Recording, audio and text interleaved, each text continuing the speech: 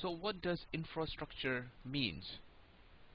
The term infrastructure entails all those components that are installed or implemented in a company to provide IT services.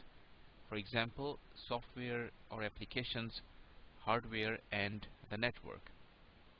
So here I'm going to start with the basics and gradually add components so that you can see what a basic infrastructure looks like in a typical environment. So in a company we have users, also known as end users. They're using the system, they're using applications, they're using software, and these are employees of the company. Not every employee is a user of computer, but all users of the computers are employees of the company. In reality, that is not correct as well, because some contractors are using the system, so we can say all the users are either employees or contractors of a company. Now, a user will be interacting with the software through a desktop computer or laptop, you can say that as well, but they will be having some kind of computer accessible to them. So these gray boxes within the blue ones are representing applications or software that users are using to serve the job role that they are given. Users would be using different applications or software pertaining to their department and pertaining to the job role that they are given. Other than the desktop or laptop computers that users are using, a typical company would also have some heavy-duty computers called servers, and these servers are also running applications and software represented by these gray boxes inside these blue server boxes. Some of these applications or software running on the server are accessible by the users through a browser, and hence the term web-based application. And some of these software are not accessible by the users, and they are serving some other purpose, maybe batch reporting or some other purpose, and they are not supposed to be interactable by the users. So all kind of software are running on multiple servers in a typical company's IT environment. And it would be very normal for a company to have one or more servers that are running databases. Databases are a special software that manages data.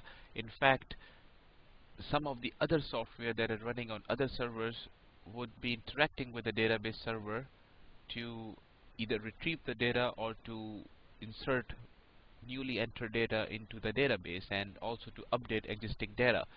So all the database related activities would be happening in a database server.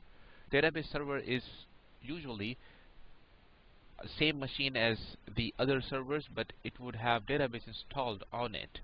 This is not a true 100% of the time, because sometimes vendors do manufacture servers that are specially designed just to run database software on it, the term known as appliance, meaning a hardware and a software specially designed for that hardware.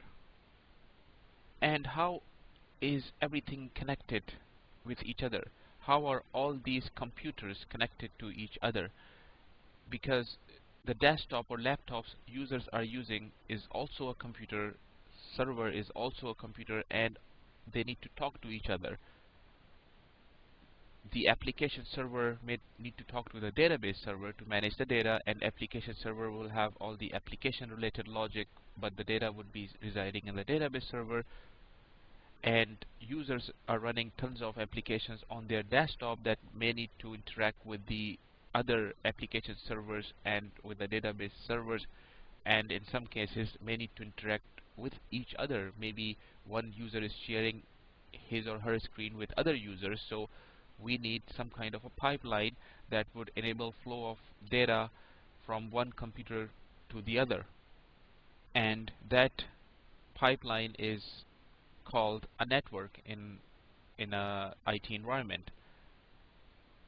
And there are hardware involved in the network as well. Routers are a typical example that usually everybody knows, and there are tons of other hardware in the picture as well. Network is not simply a bunch of wires going from one computer to the other, and this session will serve the basis for other videos in which I'll talk about IT roles. So I'll talk about what kind of staff is required to manage the network, manage the databases, to manage the applications running on servers and desktops, etc.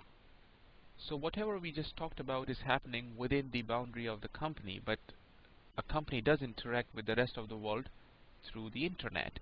And in a typical environment, we do have a firewall between the internet and the network of the company.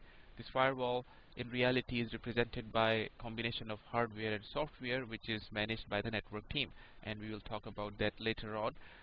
So here the point is traffic does flow between the company and the internet through the firewall in a secured manner. So in this video you have seen a typical IT infrastructure setup in a company, and this will become basis for my other videos in which I'll talk about the IT job roles.